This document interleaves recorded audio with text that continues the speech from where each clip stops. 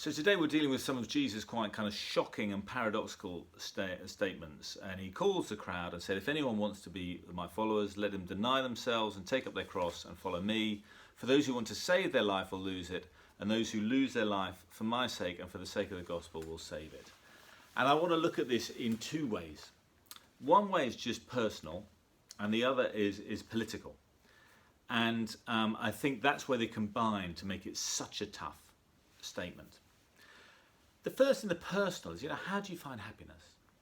And there are a million self-help books around the place. And I think Jesus would just slightly be skeptical about self-help books.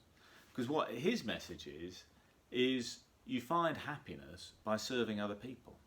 So as soon as you're looking for your own happiness, you're going to go wrong. Look for other people's happiness. And paradoxically, although you're not paying attention to it, paradoxically, in helping other people, you yourself will become happy.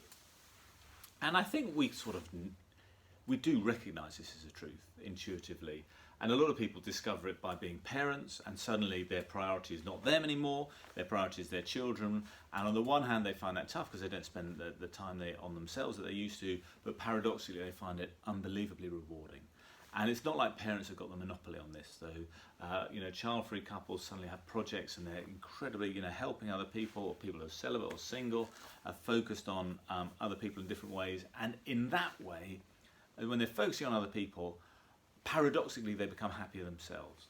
So Jesus, I think, would laugh at all those things where he said, well, what you've got to do is you've got to look after yourself, you've got to eat well, so you've got to sort of wake up and have a beautiful coffee and then have smashed avocado and toast for breakfast and then do a few laps while swimming and all this kind of stuff. If that's what you're doing, fine. He would say, just look out to other people, and you will find that the Spirit will come and feed you. And so I think this is quite easy to recognise. But why is it so harsh? Why is all this stuff about the cross? Take up your cross, deny yourselves and follow me. And this, I think, is when you're living in justice and truth, and you're trying to live in truth, and you've got a corrupt system.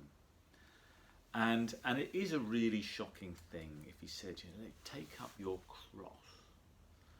And this is what criminals would have to do. They would have to take up their cross when they went to go and get executed by crucifixion.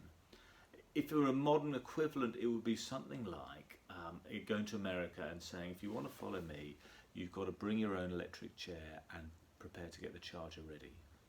Or something really, it's quite a gruesome, harsh image. And what I'm going to say is that Jesus is not actively seeking this kind of stuff.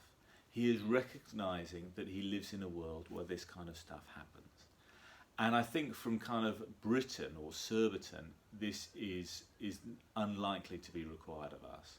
But if we think about it, we don't have to think that far. Look at someone like Alexei Navalny.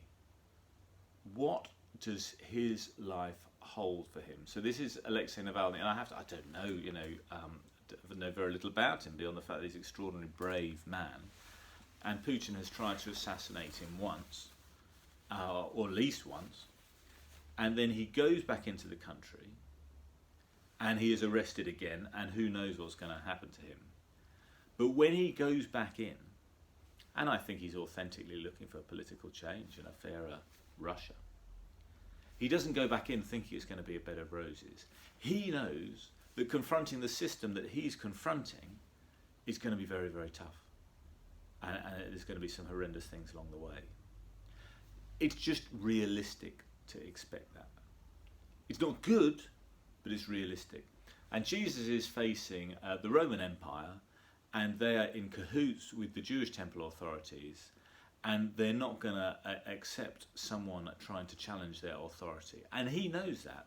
And he's seen it. I mean, John the Baptist, who Jesus followed, has been killed already for saying the kind of things that people in power don't want to hear. So Jesus knows that this is the sort of thing that can happen. And I think he does foresee that his end is not going to be well. It's not that he's got a death wish. And I don't think he wants us to have a death wish, to kind of seek out a kind of martyrdom. However, I think he is saying that sometimes political systems being what they are, if you want to live an authentic life, a life authentic to him, you're going to come up against some people who are going to really try and stop you. And it's extremely risky. So he says, if you want to be my disciples, that's what he's saying to the disciples at the time, you know, take up your cross and follow me. And some of those disciples we know were martyred by the Romans for following Jesus and following his example. You know, they found it very hard to follow him to the first cross, but in the end, a lot of them were martyred. He wasn't kind of making up a problem. The problem was there, and he was just realistic about it. So I think the first stage is necessary. To find happiness, you have to focus on other people other than yourself, and paradoxically that will bring you happiness. And in some circumstances, in focusing on other people and their needs, you will come up against an oppressive political system which will try to throw things back in your face and sometimes even try to execute you for it. And Jesus doesn't seek that of us, but sometimes there may be a situation where he does require it of the person who is really going to be his disciple.